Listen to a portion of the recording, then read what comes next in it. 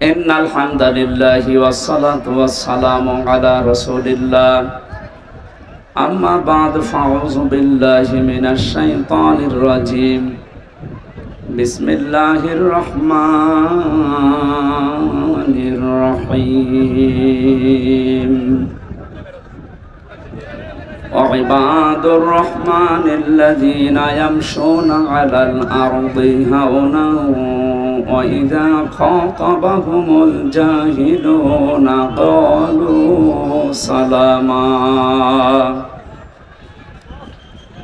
وقال الله تعالى في القرآن الكريم فإذا قضيت الصلاة فانتشروا في الأرض وابتغوا من فضل الله صدق الله العظيم عن أبي هريرة رضي الله تعالى عنه قال قال النبي صلى الله عليه وسلم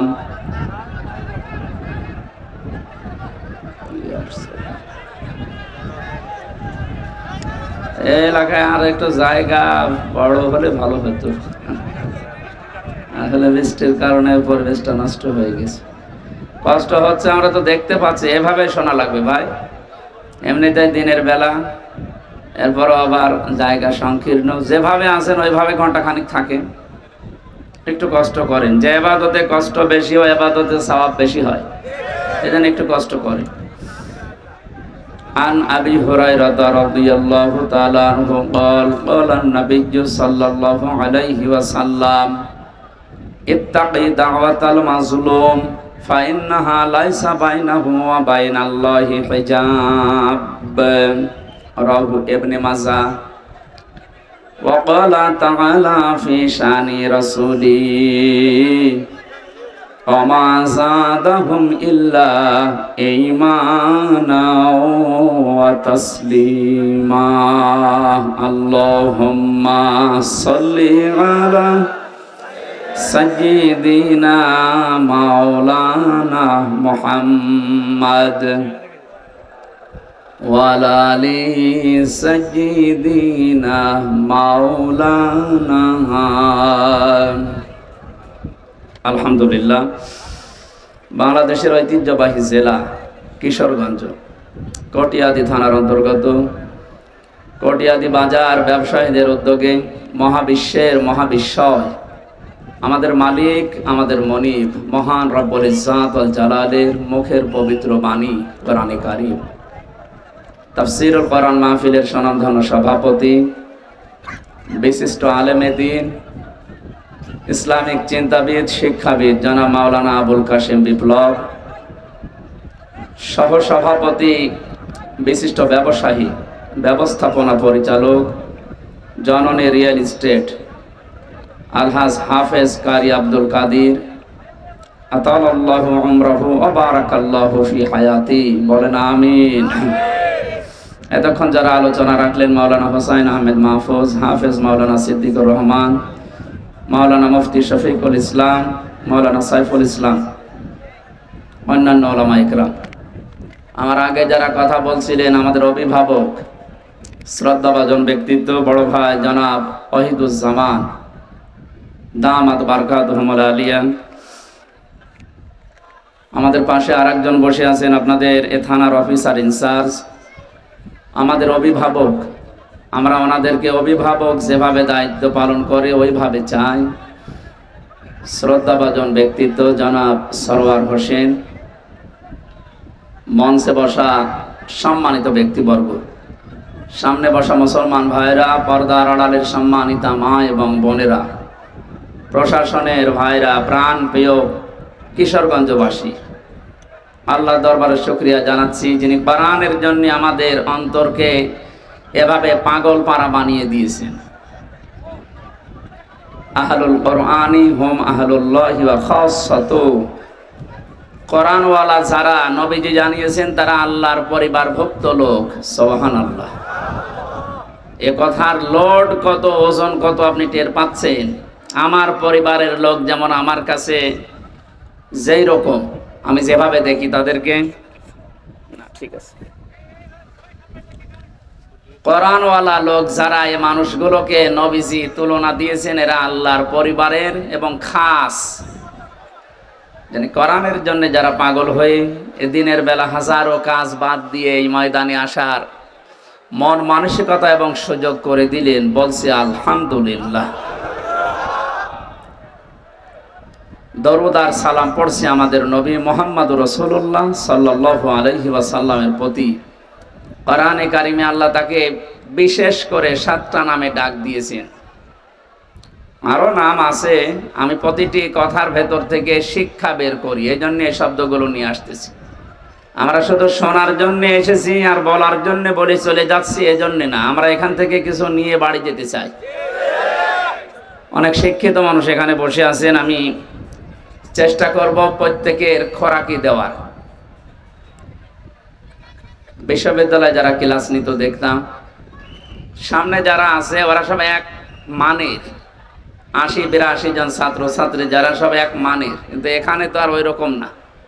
এটাও একটা ক্লাস চলছে, ক্লাস হয় 45 মিনিট, আমরা আর একটু বেশি করে 1 ঘন্টা ক্লাস করব। কিন্তু এই ক্লাসের ছাত্রের মান তো এক একটার এক এক রকম।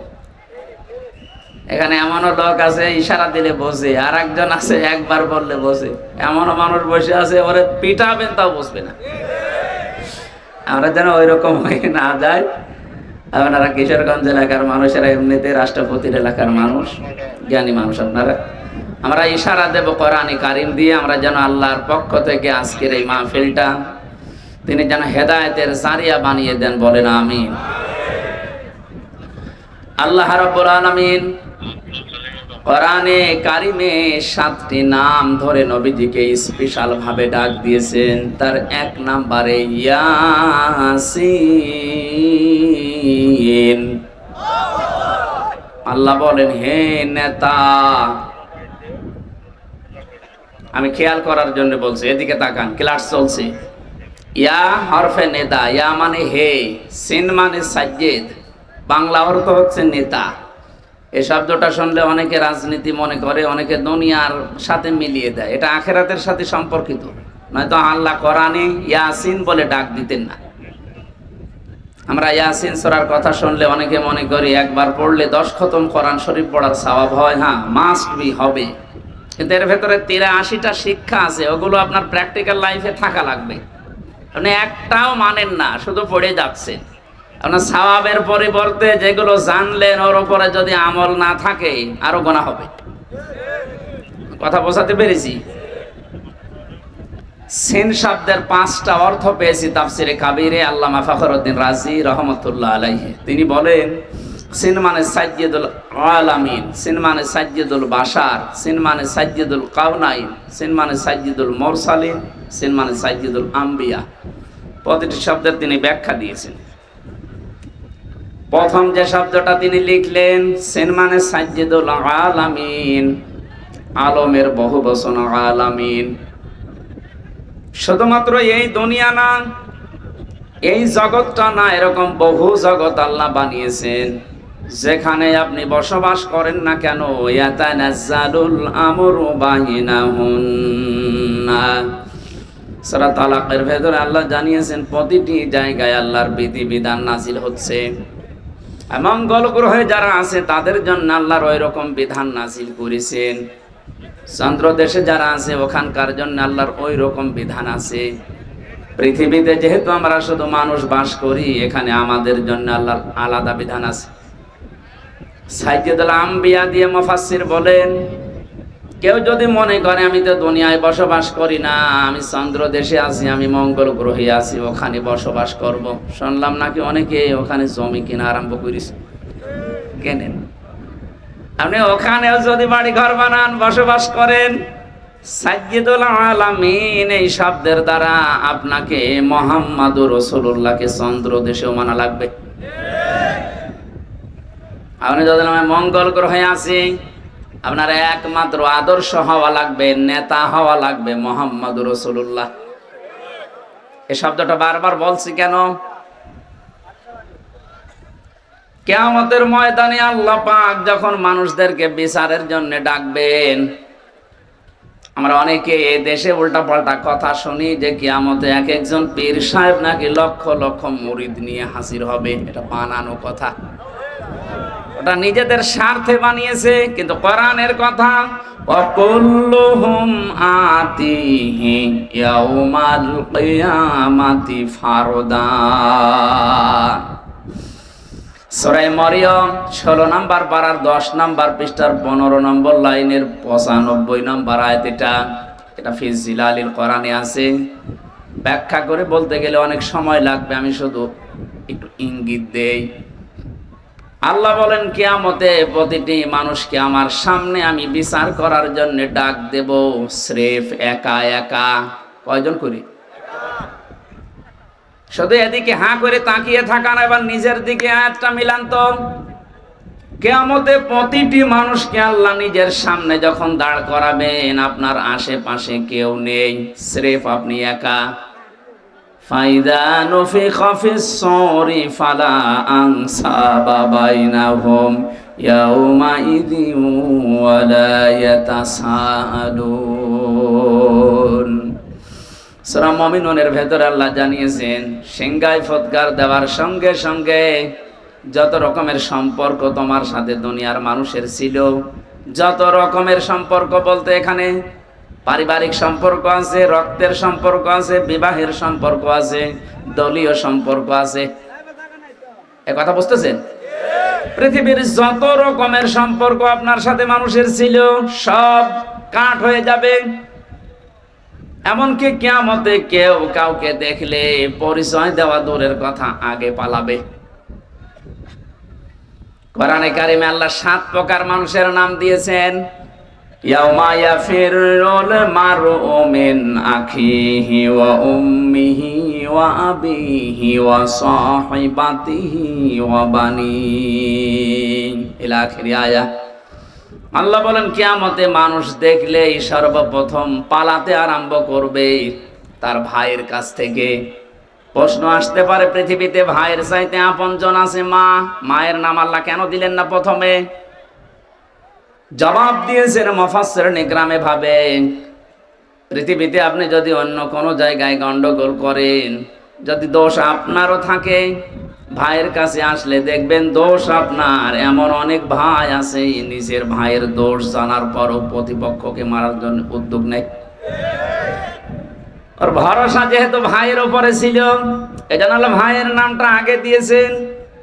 ইয়াফিরু এ শব্দের শাব্দিক অর্থ হচ্ছে মাজা তুলে দৌড় দেওয়া। সাপে তাড়লে মানুষ যেভাবে দৌড়ায়, বাঘে তাড়া দিলে যেভাবে দৌড়ায়, পুলিশ দেখলে যেভাবে দৌড়াতাম, এখন আর দৌড়ানো লাগবে না, এখন ওনারা আমাদের বন্ধু। গত কয়েকদিন আগে যশোরের এসপি সাহেব ঘোষণা দিয়েছে, পুলিশের এই চাকরি আমি জান্নাতে যাওয়ার মাধ্যম হিসাবে গ্রহণ করেছি। ওনার এই কথাটাকে 100% সাপোর্ট করছে যারা প্রশাসনে আছে। যদি এই নিয়ত নিয়ে কাজ করে, যতক্ষণ দায়িত্বে আছে, আমি যতটুকু খোঁজ খবর জানি, আমার দোলা ভাইও তো আছে, এদের যে ডিউটি কোনো শেষ নেই, 24 ঘন্টায় ডিউটি। তাহলে পুরা 24 ঘন্টায় ইবাদত হবে যদি ওনার ওই মন নিয়ে কাজ করে। আল্লাহ প্রশাসনকে ওইভাবে পাল্টিয়ে যাওয়ার তৌফিক যেন দান করেন। কিছু দুষ্ট লোকের কারণে এই বিভাগটার উপরে আজ মানুষের ক্ষোভ। যাদের জন্য এই করুণ অবস্থা, তারা কিন্তু সব গর্তের ভেতরে পালিয়েছে। তারা তো দায় নিল না।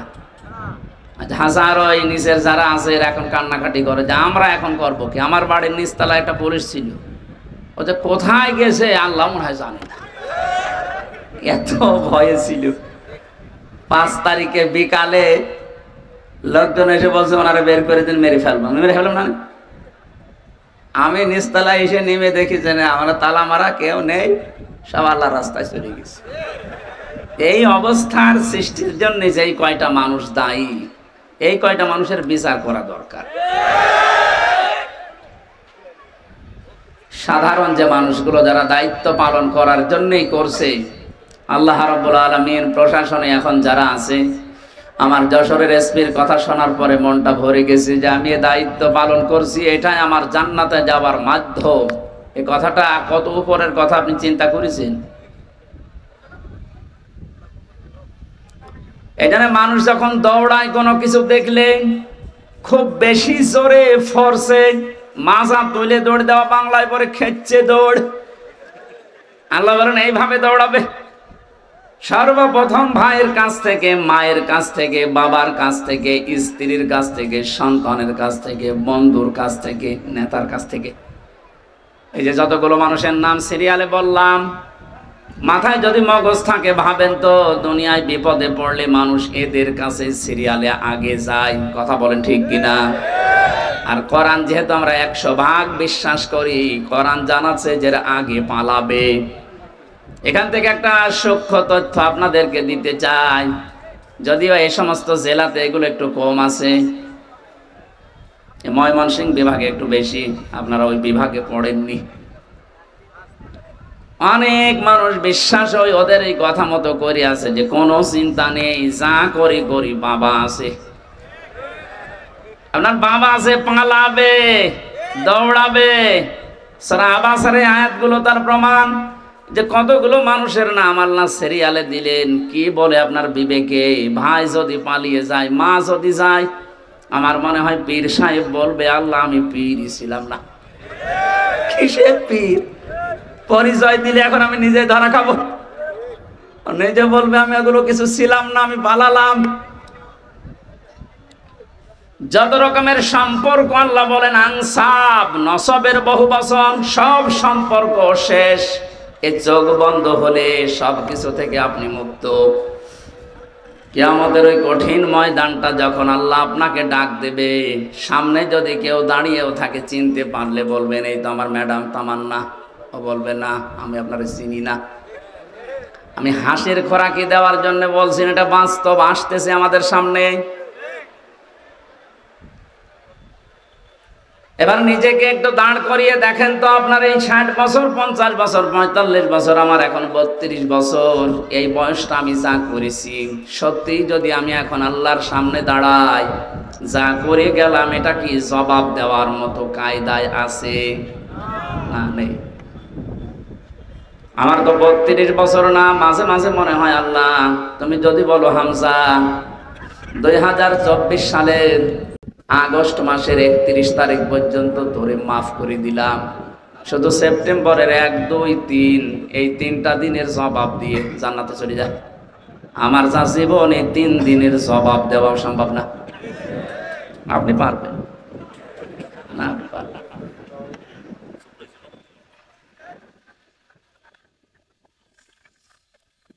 কঠিন বাস্তবতা আমার সামনে।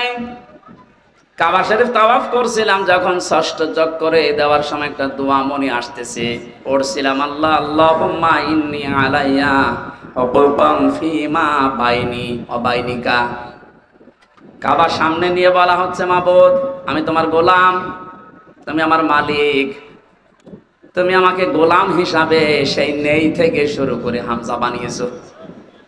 আমি কিন্তু উল্লেখ করার মতো কিছু ছিলাম না, একেবারে নেই থেকে শুরু করে আজ হামজা পর্যন্ত তুমি বানিয়েছো। হ্যাঁ, আমার মা বাবা শুধু বিছানায় ছিল, এতটুকুই শেষ, বাকি কিছু করার ক্ষমতা তাদের নেই।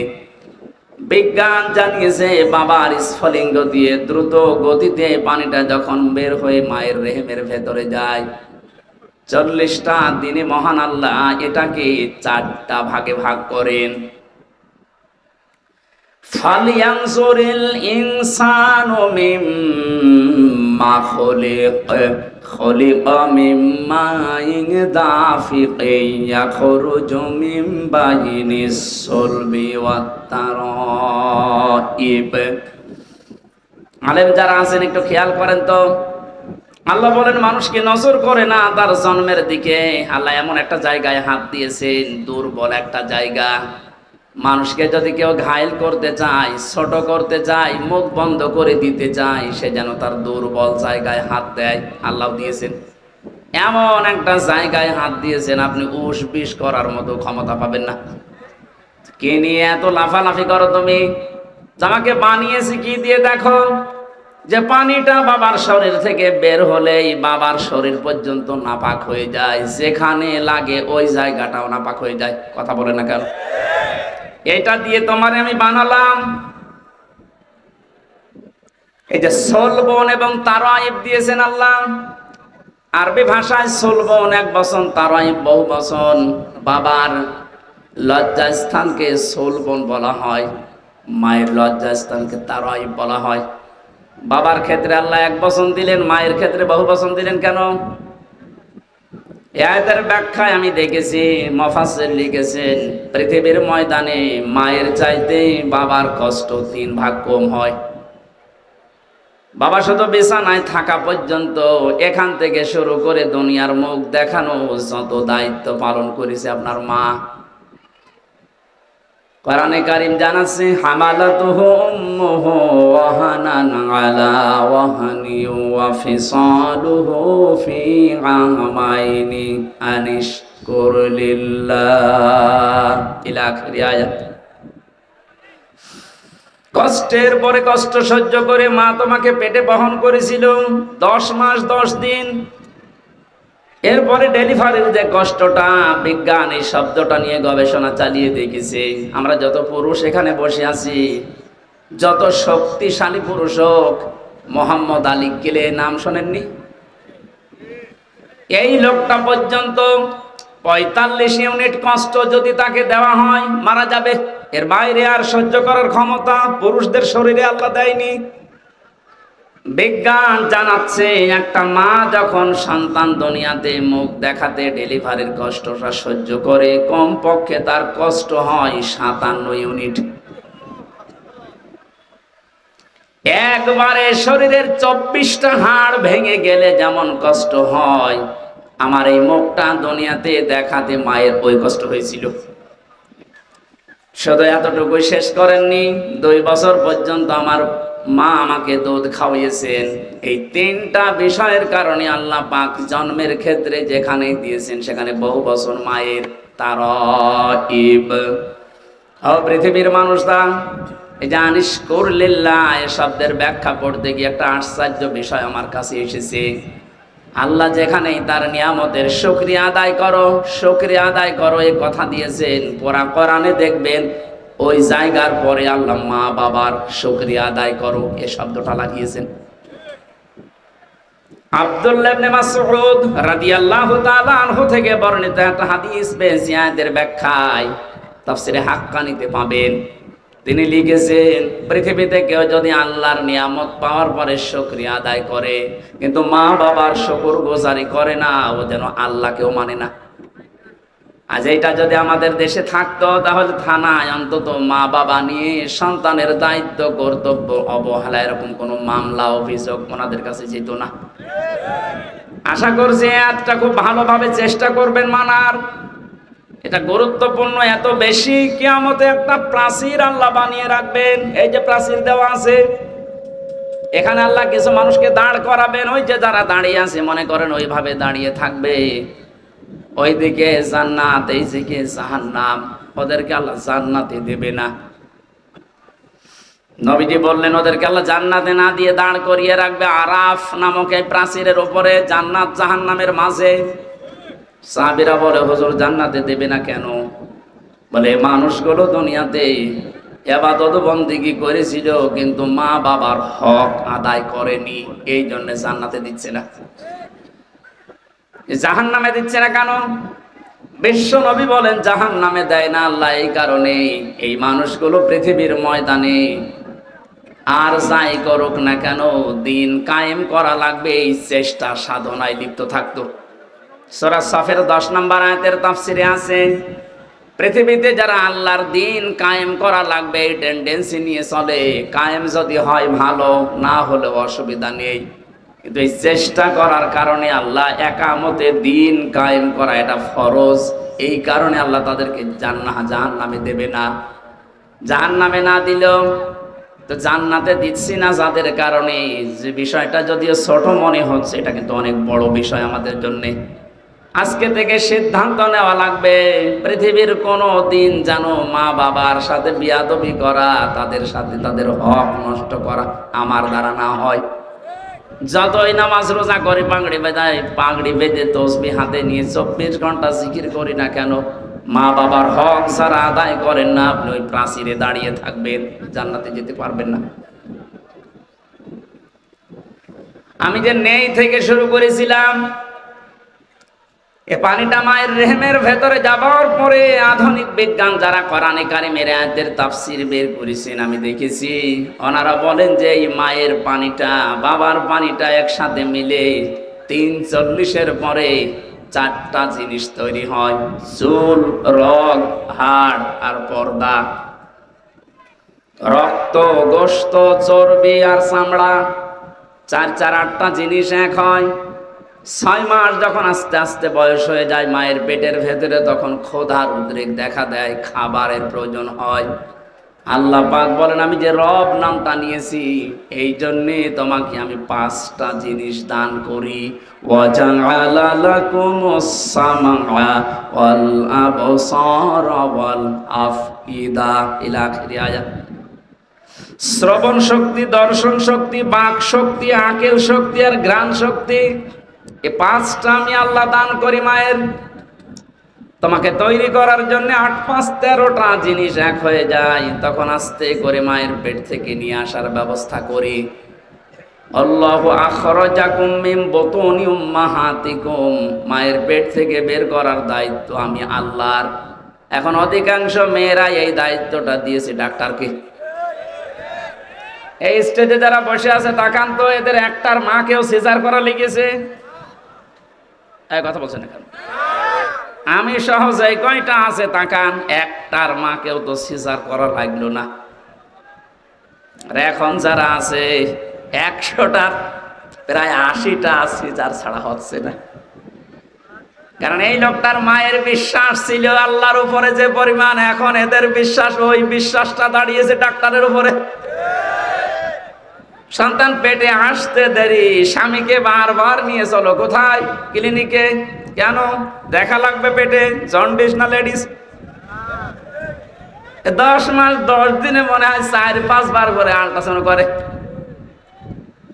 বিশ্বাসটা আল্লাহর উপরে একেবারে ছেড়ে দিয়ে করে, ওর মাও করে, বাবাও করে। এমনও শাশুড়ি আছে বলেন না আমার মেয়ে, আমার জাদুর কষ্ট হবে, সময় হওয়ার আগেই নিয়ে চলো। আল্লাহ বলেন ঠিক আছে যা, সে বীর্য থেকে শুরু করে এ পর্যন্ত নিয়ে আসলাম, এখন আমি বের করার রাস্তা তৈরি করে পারবো না, চাতরে দিয়ে দিলাম। সম্মানিতা শাশুড়ি যারা আছেন, আমি যেহেতু নিজে বক্তব্য, এটা আবার রেকর্ড হচ্ছে না তো সমস্যায় পড়া না, সত্য যেহেতু বলছি। শাশুড়ি যারা আছেন এত চাপ দিয়েন না। আপনার মেয়ের ওই সন্তানটা তৈরি করা যদি সেই বীর্য থেকে শুরু করে পর্যন্ত আল্লাহ সব পারে, যে 13টা জিনিস কেউ তো দেয়নি, আল্লাহ নিজে দিয়েছেন। আল্লাহ নিজেই ঘোষণা দিচ্ছেন আমি নিজে বের করে আনার দায়িত্ব নিলাম। অথচ স্বামীও অনেকে চায় যে আমার স্ত্রীর সন্তানটা নরমালে হোক, শুধু শাশুড়ির কারণে অনেকে পারে না। আমি কি বেশি বলে ফেললাম? শাশুড়ি যারা আছে আমার মনে হয় আগামী বছর আমার নাম শুনলে বদদোয়া করবে যে হুজুর মরুক না। আপনি সিজার করে আপনার মেয়েটাকে সংসার করার অনুপযোগী করে দিয়েছেন, আপনি হয়তো টের পাচ্ছেন না, বাস্তবতা বোঝেন। কিছুদিন পরে আপনার এই জামাই, যখন মেয়ের জামাই অন্য জায়গায় একটু উকি ঝুঁকি মারবে, লাইন করবে, তখন আপনি বরদোয়া দেবেন। আপনি তো নষ্ট করে দিয়েছেন।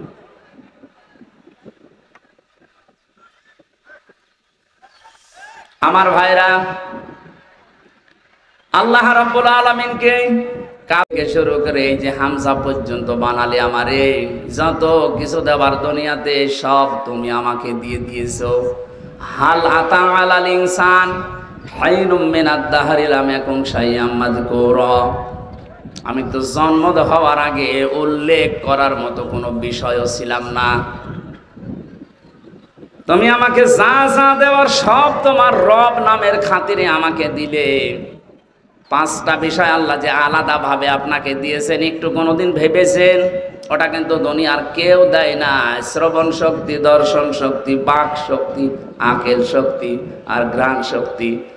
মাঝে মাঝে একা থাকলে ভাবি, আল্লাহ যদি তুমি আমাকে একটাও কম দিতে, হামজা হয়ে দুনিয়ায় আসতাম ঠিক। যদি দর্শন শক্তি না দিতে, মানুষ আমাকে কানা বলতো। কথা বলছেন না কেন? কুমিল্লা একবার খাবার খাচ্ছিলাম মাহফিলে, বাম পাশে এক অন্ধ, হঠাৎ বিদ্যুৎ চলে গেল। আমরা যারা চোখওয়ালা মানুষ আছি চিল্লা পাল্লা করছি, কই তাড়াতাড়ি জানাটা চালু, কারণ আলোর ব্যবস্থা করেন।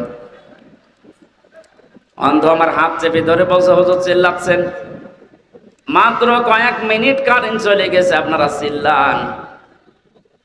অথচ আজ 42 বছর আমার জীবনে কোনো কারেন্ট নেই। 42টা বছর হয়ে গেল দুনিয়ায়, আমার কারেন্ট কি এটা আমি জানি না।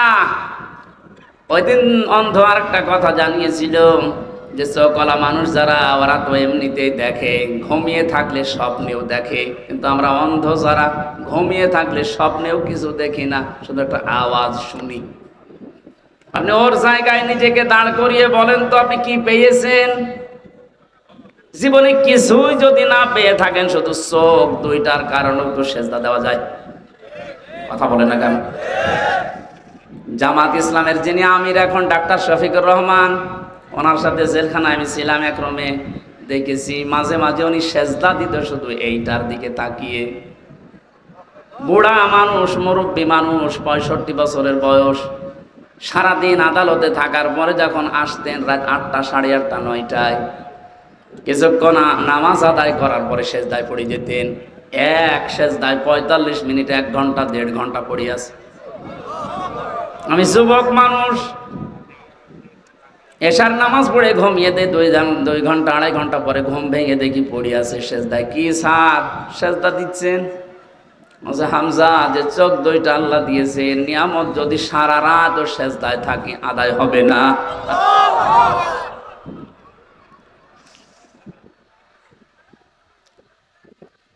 এই জন্য নিজেকে এই 5টা জিনিসের সামনে মাঝে মাঝে একটু দাঁড় করায়। আল্লাহ পাক যে নিজের দায়িত্ব নিয়ে আমাকে দিলেন, একটাও যদি ওটি কম দিতেন, আপনি নিজের দিকে ভাবিয়ে বলেন, উনি আজ টিয়নো হয়ে ওসি হয়ে বসে আছে, অন্ধ হলে দায়িত্ব দিত সরকার? বলেন, যদি শ্রবণ শক্তি না দিত, মানুষ কালা বলে ডাকতো আমাদের। এখানে কাবা ঘর তাওয়াফ করার সময় 6ষ্ঠ চক্কর, এটা আল্লাহকে বলা হচ্ছে, মাবুদ আমাকে তুমি নেই থেকে পর্যন্ত সব দিলে, কিন্তু তুমি তো আমার মালিক, তুমি তো কিছু পাও আমার কাছে বান্দা হিসাবে, আমি গোলাম হিসাবে তোমারে কিচ্ছু দিতে পারি নাই। তবে একটা জিনিস আমার কাছে আছে, আমি তোমার বান্দা, তোমার নাম যে গফফার, এই কারণে তুমি আমারে মাফ করে দাও। কিয়ামতের ময়দানে এই জন্য আল্লাহ যেহেতু প্রথমে আপনাকে স্রেফ একা ডাকবে, আমি তো 2-3 দিনের হিসাবে মিলাতে পারলাম না, কেউ পারবেন না, এই জন্য আপনি দাঁড়াবেন। কিয়ামতের বিচার ব্যবস্থায় যে 3টা সিস্টেম চালু হবে, আল্লাহ যদি কারো জন্যে ন্যায় বিচার করে, কেউ জান্নাত পাবে না। প্রশ্ন আসতে পারে, ন্যায় বিচার যদি না হয় তাহলে কি অবিচার হবে না? আল্লাহর বিচারে কোনো অবিচার নেই। কি কথা বলেন না কেন? আল্লাহর বিচারের সিস্টেমে কোনো অবিচার, বলেন বলেন। ন্যায় বিচার করলে আমরা কেউ আল্লাহর বানানো জান্নাতে যেতে পারবো না। তাহলে যাবো কি করে? একটা উপায় আছে, আল্লাহ যদি মাফ করে দেয় তাহলে। যেহেতু আপনাকে একা ডাকবে, নিজের সামনে দাঁড় করিয়ে, মা তাযালু কদামা বানি আদম আবদি ইয়াউমাল কিয়ামাতি হাত্তা ইসআলান খামসিন আন উমরিহি ফিমা আফনা ওয়া আন শাবাবিহি ফিমা আবলা ওয়া আন মালিহি মিন আইনা ইকতাসাবাহু ওয়া ফিমা আনফাকাহু ওয়া আন ইলমিহি মাযা আমিলা ফিহি। মুত্তাফাকুন আলাইহি। ও কিশোরগঞ্জবাসী, আমি আমার ইমান থেকে কথা বলছি, নিজের দিকে মিলানি হাদিসটা। নবীজি বলেন, প্রতিটি মানুষকে আল্লাহ নিজের সামনে একা একা দাঁড় করিয়ে 5টা জিনিস জিজ্ঞাসা করবে।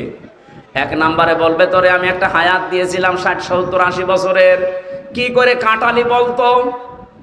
আপনি ভাবেন তো, যে বয়সে আসেন, এখনই যদি আল্লাহর সামনে প্রথম প্রশ্নের জবাব আপনি কি এখনো জোগাড় করতে পেরেছেন? না, পারি নাই আমরা। 2 নম্বরে জিজ্ঞাসা করবে, ওয়াং শাবাবিহি ফিমা আবলা, একটা যৌবন দিয়েছিলাম, যৌবনটা কি করে কাটালি বল। আমাদের যৌবন যেভাবে কাটছে আমি তো দেখতে পাচ্ছি কোরআনের চোখ লাগিয়ে যে আমরা অধিকাংশ মানুষ দাঁড়িয়ে থাকবো, স্রেফ কিছুই বলার ক্ষমতা আমাদের থাকবে না। 3 নম্বরে বলা হবে কিভাবে সম্পদ উপার্জন করেছিলি বল। কালকে কোর্টে হাজী সেলিমকে তুলেছিল, যেভাবে মানুষ গালাগালি করছে, ঘৃণা করছে, থুতু মারছে, ডিম মারছে, যা করেছে কালকে ওনার সাথে। উনি যদি স্বাভাবিক জীবনযাপন করতে, যে যতটুকু সম্পদ হলে একটা মানুষের চলে ওইভাবে চলতো, উনি যা করেছে আমার মনে হয় উনি একা না, 1000 বছরও যদি হায়াত নাই, যা করে রেখেছে ঢাকার বুকে, 1000 বছর হায়াত পেলেও সম্পদ পড়াবে না। অথচ বয়স এখন যা হয়েছে, যদি কালকেই মারা যায় কি করলো বলেন? যে পুলিশগুলো আমার সাথে পেছনে পেছনে যাচ্ছিল, বলছে হুজুর আমাদের মতো বেতন পেয়ে হালাল রুজি উপার্জন করে যদি এই লোকটা এত সম্পদ কামাতে হতো, তো কিয়ামত হয়ে গেলেও এ সম্পদের মালিক হওয়া সম্ভব ছিল না। আসলে বাস্তবতা এই, আপনি কি করে এত টাকার মালিক হন? আপনি বলেন তো কি করে এত টাকার মালিক হওয়া যায় 15 বছরে? কত টাকা আছে আপনি নিজেই জানেন না। একটা দরবেশের দেখলাম 36,000 কোটি টাকা ঋণ। একটা দরবেশের যদি এই হয়, দরবেশ বাদ দিয়ে যারা আছে তাদের কি আছে? সম্পদ যা উপার্জন করছেন বৈধটাকে খেয়াল করেন। একটা মানুষের চলতে কত টাকা লাগে। এটা কিছুক্ষণ আগে আমরা সবাই খাবার খেয়ে আসলাম, যে বাড়িতে হয়তো কম বেশি সবাই খেয়েছি পেট পুরেই। এখন যদি কেউ রাজভোগ সামনে এনে দেয়, আমাদের যে এখন অবস্থা, 1 কেজি বলে যে 20,000 টাকা কি 2,000 টাকা কেজি এই মিষ্টির আপনি খান, আমার তো মনে হয় এখানে এখন আর কারো খাওয়া সম্ভব না। এই তো আমাদের জীবন, 2,000 টাকা কেজি মিষ্টি পড়ে আছে, এখন আর খাওয়া সম্ভব না, কারণ আমার পেটে আর জায়গা নেই। কার জন্য আপনি কি করে যাচ্ছেন? কোন পথটা দিয়ে সম্পদ আসছে একটু হিসাবও করেন না। এই হিসাবটা নেই, এই জন্য আমরা বেপরোয়া হয়ে চলছি। এটা যত বেশি মানুষের ভেতরে টেন্ডেন্সি তৈরি হবে, না সম্পদ আমার কিভাবে আসে কিভাবে যায়, এইটা যদি হিসাব করে চলে, এই দেশে দুর্নীতি মুক্ত হতে 41 সাল লাগবে না, 41 ঘন্টায় যথেষ্ট। এই সেন্স শুধু দরকার। খলিফাতুল মুসলিমিন হযরত আবু বকর আমিরুল মুমিনিন, তিনিও তো আমাদের এদেশে যারা দায়িত্বে আছে এরকম রাষ্ট্রপ্রধান ছিলেন। তার স্ত্রী উম্মে রোমানা একদিন এসে বলে, স্বামী বড় ছেলে আব্দুল্লাহ ও পায়েস খেতে চায়, আপনি দয়া করে রাষ্ট্রের যিনি খাজানচির দায়িত্বে আছে, অর্থমন্ত্রী বায়তুল মালে, তারে বলেন আগামী মাসের বেতন যেন আমাদের আগেই দিয়ে দেয়। অনেকে অর্থমন্ত্রীর কাছে বললেন আগামী মাসের বেতনটা একটু দিয়ে দেন। মন্ত্রীও বানিয়েছিল ওই রকম, ডাক দিয়ে বলে, খলিফা আপনি আগামী মাস পর্যন্ত বেতন চান, আগামী 1 মাস বেঁচে থাকবেন, ওইটা একটু লিখে দেন। অনেক বলছে ঠিক আছে আমার বেতন লাগবে না। বাড়িতে যে স্ত্রীকে শুনিয়েছে যে এটা বলেছিলাম, আমাকেই শুনিয়েছে। স্ত্রীরা আমাদের বড়দের উল্টো পাল্টা না, স্ত্রী ওই রকম 15 দিন পরে কথাবার্তা আর কিছু বলে না, ঠিক আছে আর চাহিদা নেই। 15 দিন পরে ঠিক উনি খাবারটা তৈরি করেছে, সামনে দেওয়ার পরে বলছে কোথায় পেলে? স্ত্রী বলছে, স্বামী আপনি ভুল বুঝবেন না, আপনাকে আমি বলেছিলাম আপনি পারেননি, অপারগতা দেখিয়েছেন, আমি জেনে শুনে একটা কাজ করেছিলাম। ওই দিন থেকে এই 15 দিনে প্রতিদিন 1 মুঠ করে চাল, গম, আটা যাই বলেন তুলে রাখতাম। এই 15 দিনে প্রায় 2 কেজি বেশি হয়ে গেছে। এইটা বিক্রি করে আজ আমি এই সন্তানের চাহিদা পূরণ করতে এটা বানিয়েছি, এটা হারাম কোনো কিছু মিশ্রিত নেই। হযরত আবু বকর বললেন, সন্তান তাড়াতাড়ি খেয়ে নাও। খাবার শেষ করে চলে গেলেন অর্থমন্ত্রীর কাছে। বায়তুল মালে গিয়ে বলে, খাজানচি আগামী মাস থেকে আমার যে বেতন আছে 12,000 টাকা, 2,000 করে কম দিও। কেন? কারণ আমি যা হিসাব করে দেখলাম যে আমার 10,000 টাকা হলেও সংসার চলে, 2,000 টাকা রাষ্ট্রের কাছে কাজে লাগাও। আজ দায়িত্বে আছে 1628 জন মানুষ, এখানে 2 জন আছে। এই 1628 জন মানুষকে আমরা যদি এইভাবে তৈরি করতে পারি, আল্লাহর কসম এই দুনিয়ার এই বাংলাদেশটাই খলিফাতুল মুসলিমিন আবু বকরের যুগের মতো হয়ে যাবে। আমরা চাই আল্লাহ এনাদেরকে ওইভাবে যেন তৈরি করেন, আখিরাতের ভয়, জাহান্নামের ভয় অন্তরের ভেতরে 100 ভাগ পয়দা করে দিক। 5 নম্বরে আল্লাহ জিজ্ঞাসা করবে, ওই ওয়ান ইলমিহি মাযা আমিলা ফি, যতটুকু জানতি তার কতটুকু মানতি এটা বল। এইটা বড় কঠিন প্রশ্ন। এখানে কে জানে না ঘুষ খাওয়া নিষেধ?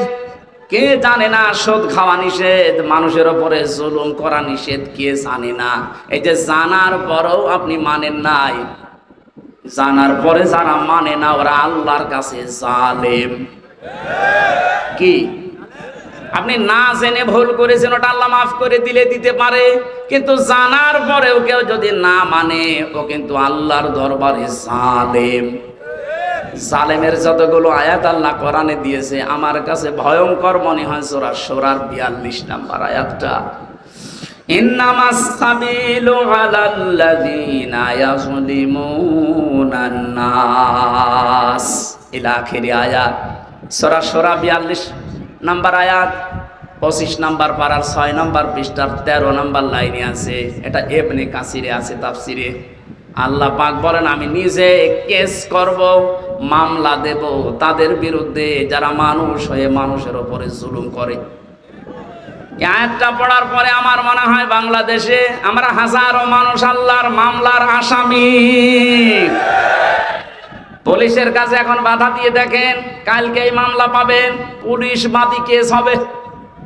কথা বলছেন এখানে যারা মানুষ হয়ে মানুষের উপরে এতদিন জুলুম করেছেন, এখনো করছেন, এখনো জুলুম বন্ধ হয়নি, এখনো জুলুম চলছে। এই যে বিনা কারণে 5 তারিখের পর থেকে বিনা কারণে যাদের বাড়ি ঘরে আগুন লাগিয়েছেন, যারা দোষ করে নাই, যাদের ব্যবসা প্রতিষ্ঠান ভাঙচুর করেছেন, আত্মসাৎ করেছেন তাদের সম্পদ, এটাও জুলুম। এটা জুলুম না? এই জুলুমগুলো যারা করেছেন আপনি কিন্তু সরোয়ার সাহেবের আসামি হবেন না, হামজার আসামি না, আপনি আল্লাহর মামলার আসামি। বাদী যত বড় হয় কেস কিন্তু তত ঝামেলা। আমার বাদী যদি কোনো সলিমতি হইতো 3 বছর আমার ছেলে থাকা লাগতো না। বাদী যেহেতু সরাসরি রাষ্ট্র ছিল, এই জন্য 32 বার মামলা ওঠার পরও জামিন হয়নি। অথচ গতকালকে আমার সব মামলা বিচারক ঢিসমিস করে দিয়েছে। উনি তো ছিল 3 বছর, কিন্তু দিতে পারে নাই, হাত বাঁধা, ওপরের নির্দেশ আসা লাগবে। যারা নির্দেশ দেবে তারা যেহেতু এখন নেই, উনি এখন ফ্রি। মামলা হইলো, এর কোনো মাল ম্যাটারেস নেই, যা কাগজ কালকে সব ফেলে আমরা একেবারে বেকরে সব খালাস করে দিয়েছি। অথচ লোকটা তো একই 5 তারিখের আগ পর্যন্ত ওই মামলা ছিল। আমি হাজিরাও দিয়ে গেলাম 5 তারিখের আগে। মাত্র এই কয়েকদিনের ভেতরে পুরা উল্টিয়ে বসে। কি আমি মনে করলাম, প্রশ্ন করি, স্যার আপনি তো এখানে ছিলেন, মাল ম্যাটারেস কিছু নেই এর ভেতরে, আপনি এর আগে দেখেননি? এখন হয়তো জিজ্ঞাসা করলে বলবো হুজুর কিছু করার নেই, হাত বাঁধা ছিল, এখন হাত খোলা আছে, নেই বিচার উনি চেষ্টা করেছে। ওনার জন্য কালকে ওনার অফিসে দোয়া করেছি। জজ মসিবুর রহমান, যতটুকু শুনেছি আদালত পাড়ায় যে উনি ন্যায় বিচার করার জন্য সাদাকে সাদো কালোকে কালো উনি 100 ভাগ চেষ্টা করতেন। এই কঠিন সময়ও আল্লাহ যেন ওনাকে মঞ্জিলে মকসুদে পৌঁছিয়ে দেন। জোরে বলেন আমিন। যতটুকু আমরা জানছি ততটুকু মানছি না। এই যে এলেমের প্রশ্ন করা হবে, এলেম মানে মাওলানা হওয়া লাগবে আমার মতো না, হাফেজ হওয়া লাগবে না। যে যতটুকু জানেন ওই জ্ঞান অনুযায়ী, বিবেক অনুযায়ী যদি কেউ কাজ না করেন, সে জাহান্নামে সাঈর নামক একটা দরজা আছে, সেখানে আল্লাহ তাকে প্রবেশ করাবে। ওয়াকালু লাউ কুন্না নাসমাউ আও নাকিলু মা কুন্না ফি আসহাবিস সাঈর। সূরা মুলকের 10 নম্বর আয়াত। আল্লাহ বলেন জাহান্নামে সাঈর নামক যে দরজা আছে, এই আলালিহান আগুনের সামনে যখন মানুষকে নেওয়া হবে, ফেরেশতা মালিক যিনি দারোয়ানের দায়িত্বে আছে, উনি বলবে কেন আসলেন? যত মানুষ এই সাঈর নামক জাহান্নামে যাবে তারা এক বাক্যে বলতেন বাধ্য হবে যে আমরা শোনার পরে না শোনার ভান করেছিলাম, আর আমাদের বিবেক আমরা কাজে লাগাইনি। তাকান তো আজ তার দিকে তাকিয়ে, আজ হাজারো মানুষ আমরা যে জানার পরও না জানার ভান করে থাকি, মানতে চাই না। বিবেক যাদের আছে, বিবেক যারা কাজে লাগান না, এরা আল্লাহর দৃষ্টিতে পশু, এমনকি পশুর চাইতে নিকৃষ্ট। জোরে বলেন নাউজুবিল্লাহ। আমি যেটা শিক্ষা দেওয়ার জন্য এতক্ষণ ঘোর ব্যাস করছি সেটা একবারে বলছি, কান খাড়া করেন। পৃথিবীর যেখানেই যান না কেন আপনাকে মুহাম্মদ রাসূলুল্লাহকে নেতা মানা লাগবে। কারণ কিয়ামতের সর্বপ্রথম একা একা ডাকার পরেই দ্বিতীয় সিস্টেমে এবার আর আল্লাহ আপনাকে একা ডাকবেন না। এই একটু খেয়াল করেন, প্রথম বিচারের ধাপ শেষ, দ্বিতীয় ধাপে আল্লাহ আপনাকে ডাকবেন এবার একা একা না। ইয়াউমা নাদউ কুল্লা উনাসিম বিইমামিহিম। আল্লাহ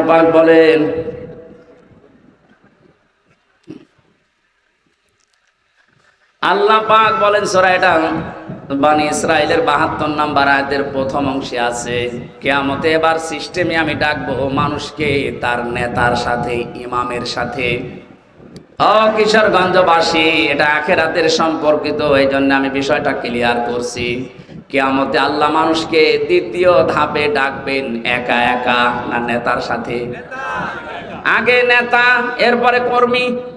আপনার বিবেককে এবার জিজ্ঞাসা করেন তো, যে নেতাকে আপনি মেনে চলেন, এ যদি কিয়ামতে আল্লাহর সামনে দাঁড়ায় আর আপনি তার পেছনে, ওর যা চরিত্র, ওর যা সুরাত সিরাত, ওরে দেখে আল্লাহ মাফ করবে বলে মনে হয়? বলছেন না, ও তো ধরা খাবে। আপনি কি ইয়ার কি মারেন? আপনি এখনই বলছেন না, আমি যাকে মেনে চলি, যার পেছনে থাকি, কিয়ামতে ওর সামনে যদি আমি থাকি আল্লাহ ওরে দেখে মাফ করবেন, আপনি নিজেই বলছেন, তাহলে আপনি ধরা খাবেন না। এই জন্যই শুধু ইয়াসিন পড়ে শেষ করে দিলে হচ্ছে না, এটা মানা লাগবে। বিশ্ব নবী বাদ দিয়ে অন্য কেউ যেন আপনার আদর্শ মরণ পর্যন্ত আর না হয়, এটা খেয়াল রাখবেন। কারণ নবীজি যদি সামনে দাঁড়ায় ওই দিন, আপনি পেছনে থাকলে আপনাকে দেখা লাগবে না, বিশ্ব নবীকে দেখে আল্লাহ মাফ করে দেবে। ইয়াসিনের যত শব্দর ব্যাখ্যা আছে সব বলতে 33টা পেয়েছিলাম আমি, এত বলতে গেলে সময় চলে যাবে। আমরা 2টা আয়াত কোরআন থেকে পড়েছিলাম, এক আয়াতের কিছু কথা তাফসীর আকারে বলছি। সূরা জুমা থেকে পড়েছি একটা আয়াত। কি সূরা? জুমা। জুমা মানে এক জায়গায় হওয়া, একত্রিত হওয়া। আমরা যেহেতু 7 দিন পর পরে মুসলিমদের একটা অনুষ্ঠান আছে জুমার নামাজ, ওখানে এক জায়গায় হই। নামাজ পড়ার পরে আপনার কাজ কি? ইসলামে তো শুধু ইবাদত হিসাবে শুধু নামাজই না, নামাজ যখন শেষ হয়ে যাবে তখন আপনি আর মসজিদে বসে থাকতে পারবেন না। বাংলাদেশে বহু জায়গায় সিস্টেমটা আছে, নামাজের পরে অনেকেই মসজিদের ফ্যান টাঙিয়ে আরামে বসে গল্প করছে। না, কোরআনে কারীম জানাচ্ছে, ফাইদা কুদিয়াতিস সালাতু ফান্তাশিরু ফিল আরদি ওয়াবতাগু মিন ফাদলিল্লাহ। নামাজ যখন শেষ হয়ে যাবে মসজিদে আর থাকা যাবে না, ছড়িয়ে যান, ছিটিয়ে পড়েন। যেখানে যার কর্মজীবন আছে ওখানে হালাল রুজি উপার্জন করার জন্য চেষ্টা চালান। আমার কর্মজীবন দিনের এই ময়দানে, আমার একটা ব্যবসা আছে, ওখানে আমি যে শ্রম দেব ওইটাও নামাজের মতো ইবাদত। ওনার কাজ অফিসে, ওনার কাজ থানায়, নামাজ শেষ করার পরে থানায় যদি 8টা ঘন্টা বসে ডিউটি করে, ওই 8 ঘন্টা নফল নামাজের সওয়াব আল্লাহ ওনার আমল নামায় লিখে দেবে। এই জন্য নামাজের সময় মাস্ট বি, মুসলিম যারা নামাজ পড়তেই হবে, এর কোনো বাদ দেওয়ার সিস্টেম তো নেই।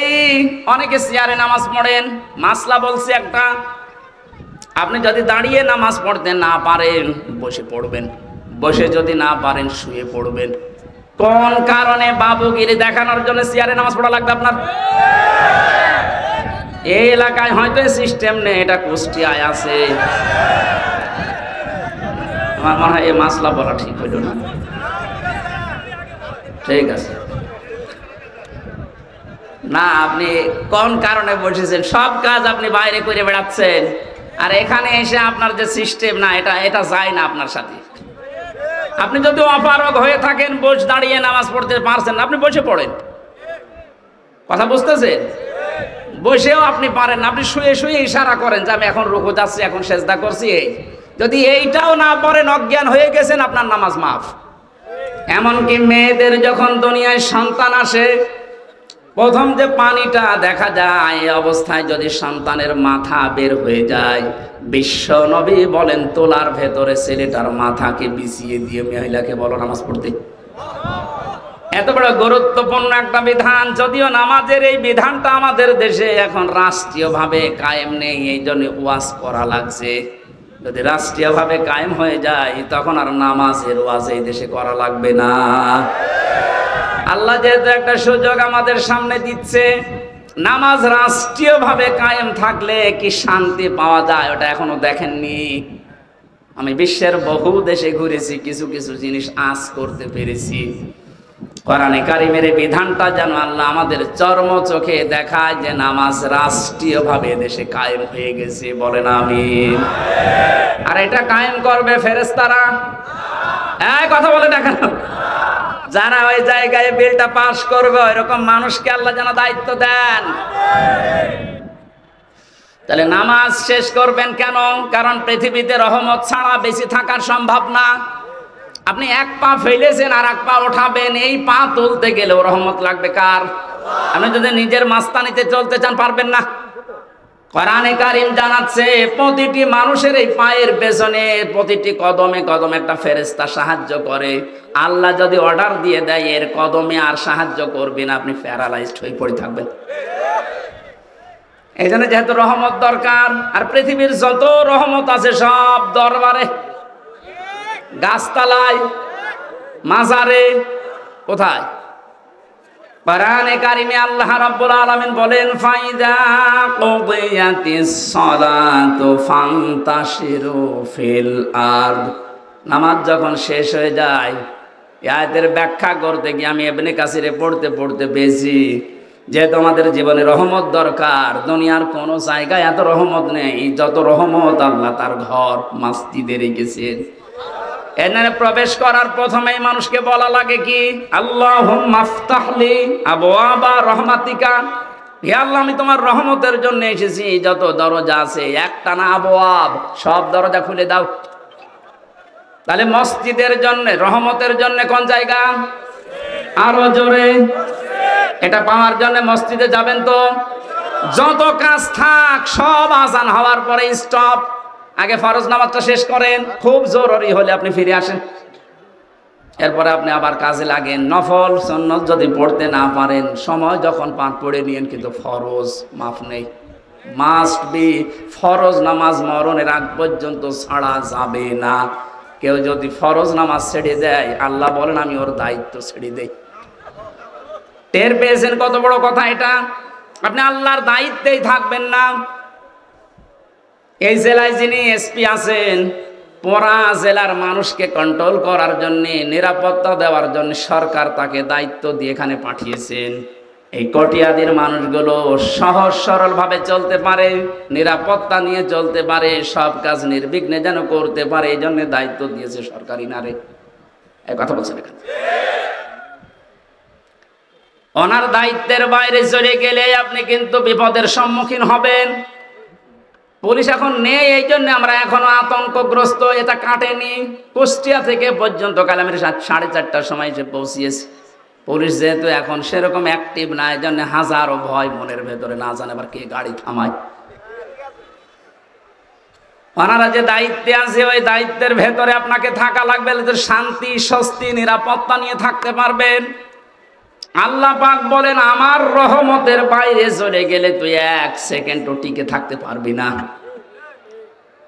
এই জন্য রহমতের জন্য মাজারে যাবেন না মসজিদে? আরো জোরে। মসজিদে বসে থেকে কাজ শেষ তা না, নামাজ ফরজ শেষ, সুন্নত নফল মসজিদে পড়ার দরকার নেই। এই মাসলাটা মনে রাখবেন, সুন্নত নফলের জন্য বাড়ি বা যেখানে বসবাস করেন ওই জায়গা, কিন্তু ফরজ নামাজের জন্য পুরুষের জায়গা মসজিদ। নামাজ শেষ হওয়ার পরও বসে বসে আপনি গল্প করছেন, ফ্যান চালিয়ে দিয়েছেন, কে বিল দেবে কি আপনার বাবা নাকি? এই জন্য এটা জায়েজ নেই। যারা এগুলো করছেন এটা বন্ধ করেন। না, দিনের কোনো শিক্ষা নেওয়ার জন্য, তালিম নেওয়ার জন্য বসে আছেন সেটা আলাদা।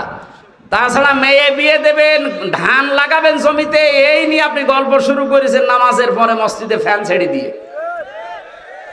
আমার দাদা একটা গল্প বলছিল শিক্ষার জন্য। কিছু মানুষ নামাজ পড়ে না, সোলারে চলে, মসজিদে জেনারেটর দিয়ে ফ্যান চালায়। লোকজন যে বলছে মুয়াজ্জিন সাহেব আমরা নামাজ পড়বো না, এশার নামাজ পড়ে মানুষ যখন সব চলে যাবে চাবি দিয়ে দেবেন, ফজরের আজান দিতে আসবেন চাবি নিয়ে নেবেন, অসুবিধা নেই, আমরা ফ্যান ছাড়া আমাদের খুব কষ্ট হচ্ছে। মুয়াজ্জিন বলছে এমনি এমনি দেব, ঠিক আছে, মাসে আপনাকে গোপনে আমরা 4 জন মিলে 2000 টাকা দেব, ঠিক আছে। এশার নামাজ পড়ে সব বাড়ি চলে যায়, ওরা আসে রাত 9:30 10টায়। মসজিদে প্রবেশ করে মানুষ 4 জন, ফ্যান দিয়েছে 10টা। ফ্যানের নিচে যাদের ঘুমানোর অভ্যাস নেই, ওরা যদি একবার ফ্যান পায় ঘুমাবে না মরে যাবে?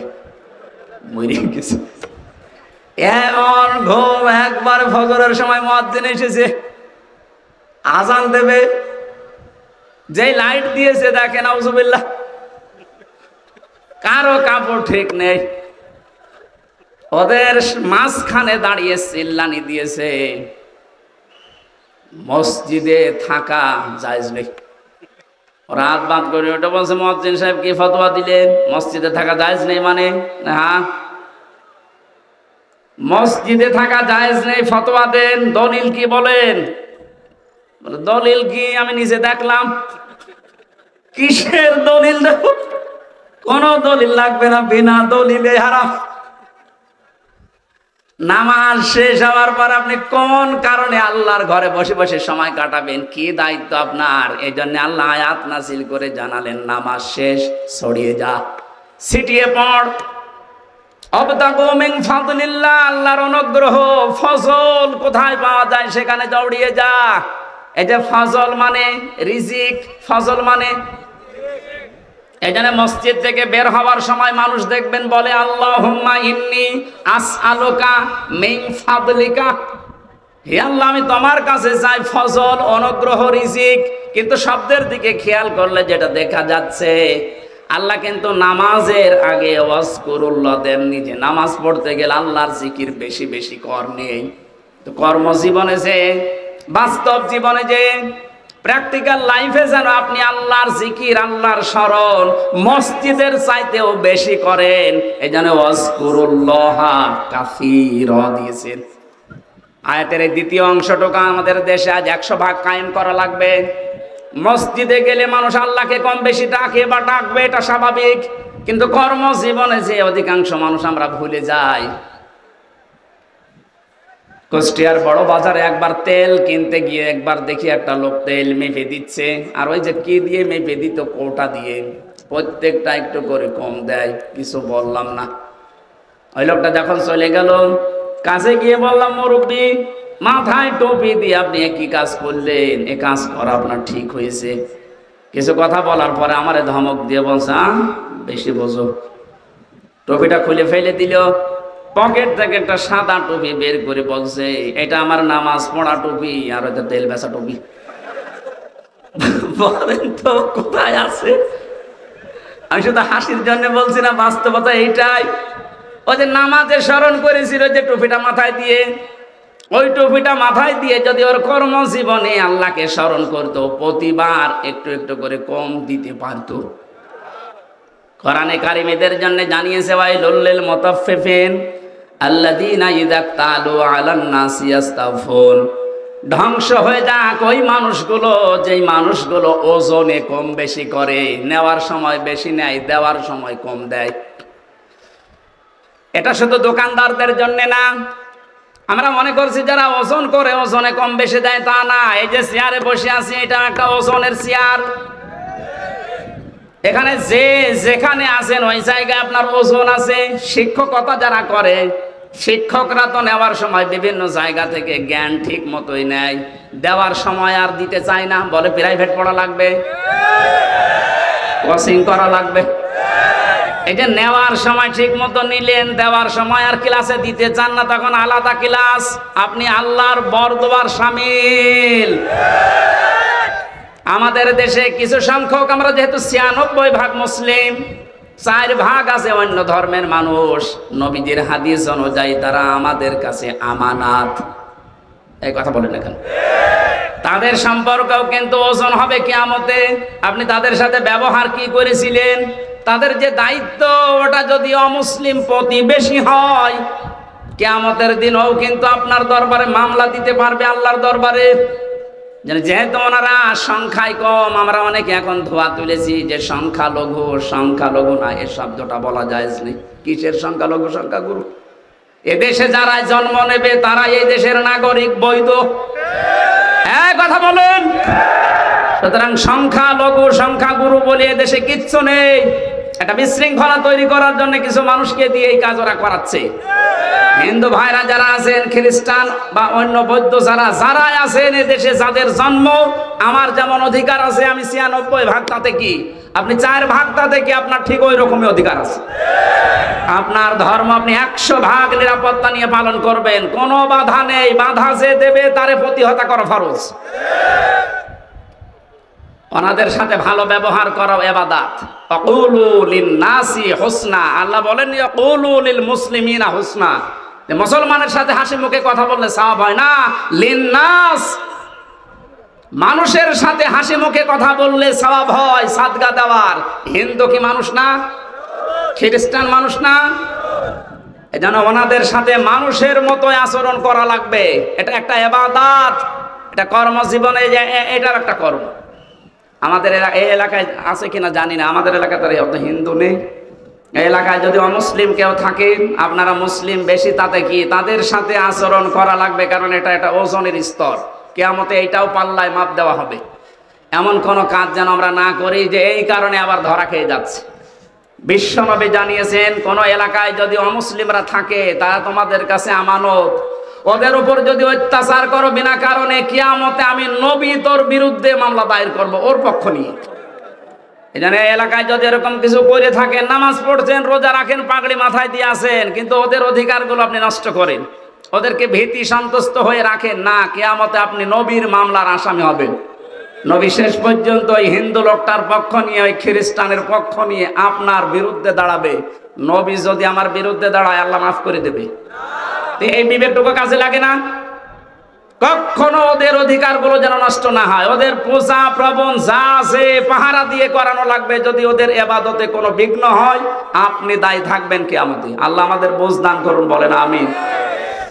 আযকুরুল্লাহ, এই জিকির বলতে শুধুমাত্র সুবহানাল্লাহ সুবহানাল্লাহ না, যেখানে যে বিধান আছে আল্লাহর, ওই বিধানটা ওখানে পালন করে দেখানোর নাম হচ্ছে জিকির। ওসি সাহেবের জিকির কি? ওনার সামনে একজন মানুষকে ধরে কনস্টেবল পিটাচ্ছে, ওনার কিছু বলাও লাগবে না। উনি যদি চেহারাটা নিয়ে সামনে দাঁড়িয়ে বলে, ওই বেটা কি করিস, ওই এমনি বেঁচে যাবে। তাহলে ওই জায়গায় ওনার জিকির কি? ওখানে যে খালি ওনার চেহারাটা দেখানো, এই বেটা কোন কারণে এর উপর অত্যাচার করিস, এটা ওনার জিকির। এটা ওনার কি? ওনার এই সুবহানাল্লাহ সুবহানাল্লাহ করার দরকার নেই, ও চেহারাটাই জিকির। যে যেই পর্যায়ে আছেন তার নিচে যারা আছে তাদের প্রতি দায়িত্ব পালন করা আল্লাহর জিকির। আল্লাহ এই জিকিরগুলো বেশি বেশি করার কথায় আয়াতে জানিয়েছেন, যদি তোমরা করতে পারো লাআল্লাকুম তুফলিহুন, আশা করা যায় তোমরা সফল হবে। তুফলিহুন শব্দের ব্যাখ্যা আধুনিকভাবে মুফাসসিরিন ইকরাম করেছেন, এই যে স্মার্ট বলি আমরা, স্মার্ট বলি না, ডিজিটাল বলি আমরা, এই শব্দগুলোর বাংলা অর্থ এটা দাঁড়ায়। এই জন্য আমরা যদি ডিজিটাল, স্মার্ট আরও যা আছে এগুলো যদি উপহার দিতে চাই শান্তি, স্বস্তি, নিরাপত্তার বাংলাদেশ, এই আল্লাহর জিকির, আল্লাহর আইন, আল্লাহর স্মরণগুলো খুব বেশি বেশি করা লাগবে আমাদের প্র্যাকটিক্যাল লাইফে। আল্লাহ আমাদের তৌফিক দিন, বলেন আমিন। মা বোন যারা এসেছেন, আপনাদের জান্নাতে যাওয়ার জন্য বিশ্বনবী মাত্র 4টা কাজ দিয়েছিলেন। 5 ওয়াক্ত ফরজ নামাজ পড়া, রোজা রমজানে রাখা, নিজের শরীরকে পর্দায় রাখা, বিশেষ করে 14 জন পুরুষ থেকে 14টা পুরুষ বাদ দিয়ে বাকি কোনো পুরুষের সামনে গেলে মুখমণ্ডল, হাতের কবজি, পায়ের পাতা